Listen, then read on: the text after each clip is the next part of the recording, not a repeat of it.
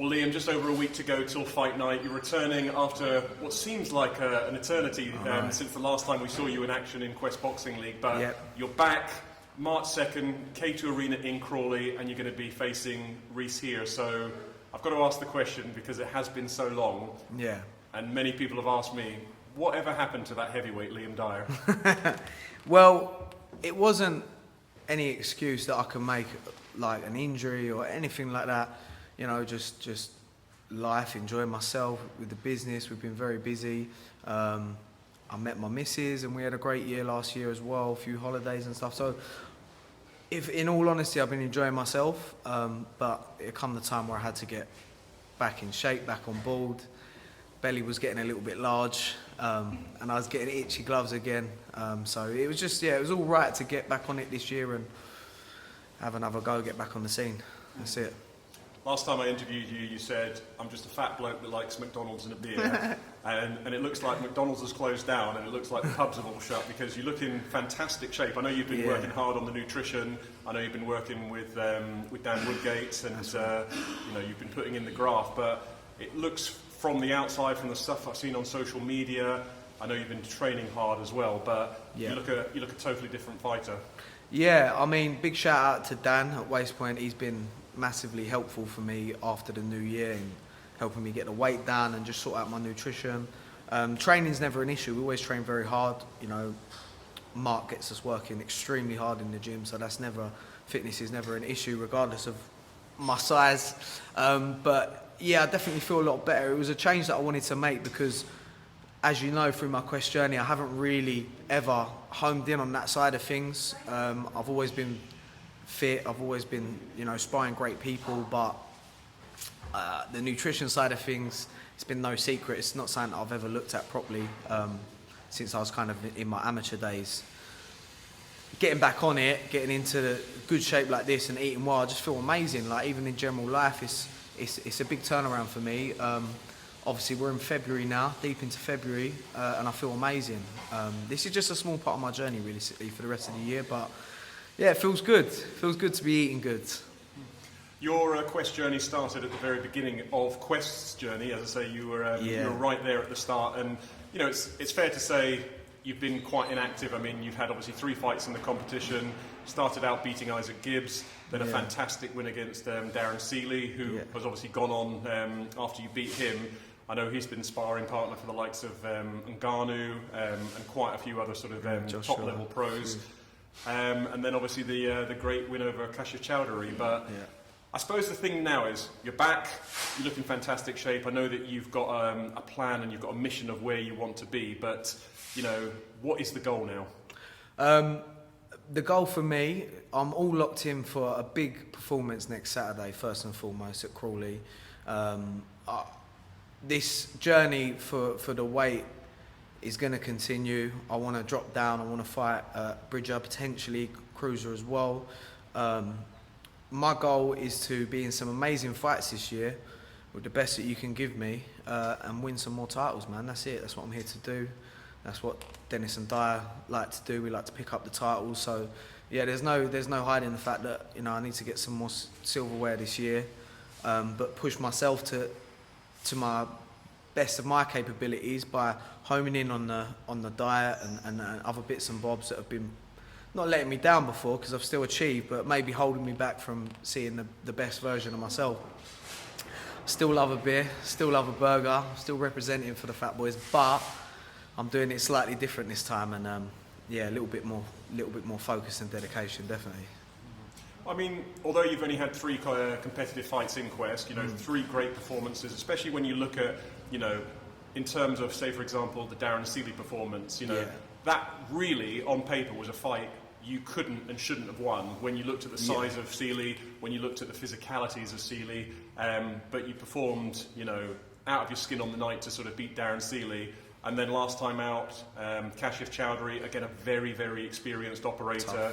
Tough fight, you know, and you came out on top. But up next, March the 2nd, you know, another tough fight. But a fight, I think, for this one, you're going to be up against Reece Heer, who's been in the competition before. But he's almost like in terms of physicality side of things, a kind of a mirror image of yourself. You know, very similar in stature, height. You know, aggressive, comes forward, and I know that Reece is really, really up for this fight. So, you know, from what you've seen of Reece and the man who will be standing in front of you on March 2nd, break him down a little bit. What does Reece Heer bring to this?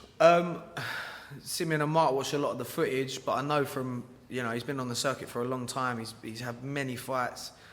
He's a tough guy, comes to fight. He's very game. Lovely fella, by the way, as well, top fella. But he's going to bring it. It's a great fight for me to get back on the road with, because he's going to throw the kitchen sink at me, so to speak. I'm going to have to, you know, dig in and prove my class against him. It's not an easy fight. I think there's no doubt in my mind that I'll win next Saturday, but in my head it's more so how I do it. I have to look good, it has to be convincing, and I'm just looking to put on a great show for my first fight back, realistically, because like you say, I've been inactive, I've been out for a while, so it's all about the performance for me, and I'm excited to share the ring with someone my own height as well, which is pretty good. Definitely. Yeah. Like I said, I mean, it's sort of like, you know, obviously he can't be as good looking as you, but you know, very, very, very similar in terms of that sort of shorter, stockier. You know, he's compact. He's going to come forward. And I know that speaking to Reece in the build-up to this, he's sort of saying, "I'm excited for this fight." He said, "Because I'm coming, I'm going to bring it. You know, I'm not travelling down to make the numbers up. I'm not travelling down to just sort of be the opponent." He said, "I've got, you know, ambitions myself. And this is nice that I'm fighting a heavyweight that's not, you know, a foot and a half taller than me, or somebody who's sort of outweighing me by 20, 30 pounds. He said, this is a fight that, you know, I'm genuinely looking forward to. So it's been obviously a while since you've been in a competitive fight, but talk us a little bit through about the training. I mean, how's camp been for this one?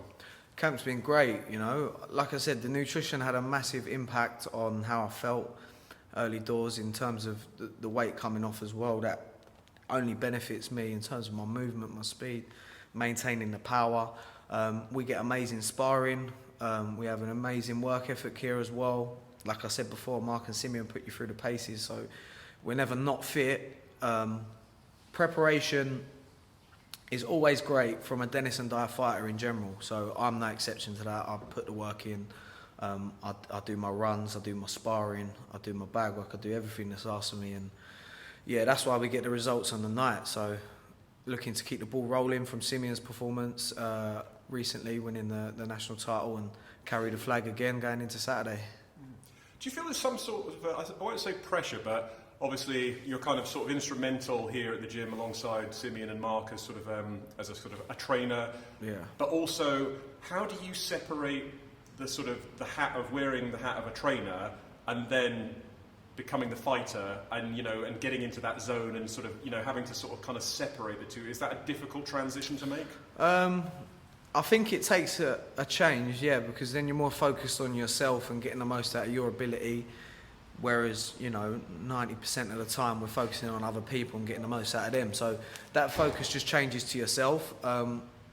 We're very hard on each other. Simeon and Mark, you know, we're not going to baby each other. We're quite brutal and honest and get the most out of each other in that sense. So there's never a thing of that we're not working hard because we're good friends and we work together and we've got them relationships. It's very easy to split that, and it's more so just moving that focus away from your other people and onto yourself, and a little change in your diary to make time for them extra sessions, making sure you're getting this and that in. But you know, like anything, once you get into the routine, it's just another day in the office, so it's all good. I think when you talk to most fighters, they say, you know, to be fight ready, to be in the peak physical condition, as a fighter, you've got to be quite selfish, because you've got to focus on yourself. You've got to sort of make sure that you're doing everything that you need to do from a physical side of things, from a mental side of things, from a nutrition, from all the different layers that it takes to be fight ready. You have to be quite selfish. So I suppose that adds a different element to you, when obviously a lot of your time is focused on improving other people, and sort of, now you've got to kind of look a little bit more inwardly and say, you know, this is my time now. I've really got to sort of focus and sort of and make sure that I'm prepped and ready for the fight. So apart from the training side of things, mentally, And I like to sort of touch on that because I know when you speak to sort of sports psychologists and you speak to a lot of fighters, you know, they say physical side of things never really a problem for me. I like the training, I do the training, I do everything that's required, but you know, the mental side of things, another thing to be in that zone when you get on scales, when you're then facing off with your opponent, when you're about to sort of go into the ring. I need to be mentally ready. So what's the mindset like? Mindset's strong. You're always super confident in your own ability. Well, you have to be in this sport. To be involved in boxing, you have to be mentally tough because you have to overcome a lot of adversities and whatnot, especially in your training. So, you know, mentally, I'm just super switched on. The only thing I ever think about in the lead up to the fight, and the only thing I actually consider is the win. I don't think about any other alternative from that. Being away from friends and family, that's probably the hardest bit. You know, I can say this quite honestly, and it'll be the same for Reece because he's so experienced. You know, until I'm walking out of that changing room into the ring, I won't have any kind of nerves or anything. My tummy might flip a little bit then, and I'll be switched on. But you know, up until there, it's very relaxed and calm, and my focus is one day at a time. But it's more so, the stress you put on your family and friends. Like my other half, like, she's been amazing. She's cooking my meals every day, my preps, and you know, you've got people like Dan on board that are putting a lot of time and work into you. So managing all of that is probably mentally the toughest things, because then you can have adversities in your day-to-day life, which you can't let affect your training, or you can't let affect your regime. So that's the hardest bit, I'd say, just managing yourself as a fighter every day. You know, there's no secret sometimes. If you get home on a Friday night and I've got to go and do a run and it's pouring with rain, or I've got to get to the gym and do another bag session, that's where it's hard mentally. And you do all of them things, and in my opinion, and this is what I tell my fighters, on fight night, none of that's a worry. All that's, you know, a worry is getting the job done. Like, you know, you've done the hard part. That's the hard bit. Then all done. But yeah, for me mentally, I like to think in the fight game I'm super strong, as long as I'm managing it properly. Yeah. Well, I mean, I know that we're counting down, and as I say, it's going to be a fantastic night. You said the performance was important to yourself, so. What performance are we going to see March 2nd? Big turnout on March 2nd. I've got a big support coming, so you know, I'm looking to go through the gears. You know, I'm super fit. I would absolutely love to stop Reece in this fight. He's a strong, big guy. He hasn't been stopped by many, so I'm looking for the stop. I'll be real. Well, I know it's going to be a fantastic fight, and as I say, it all takes place Saturday, March the 2nd, K2 Arena in Crawley. Liam Quick Fire Dyer, he's back in Quest, and he's going to be taking on Reece Heer.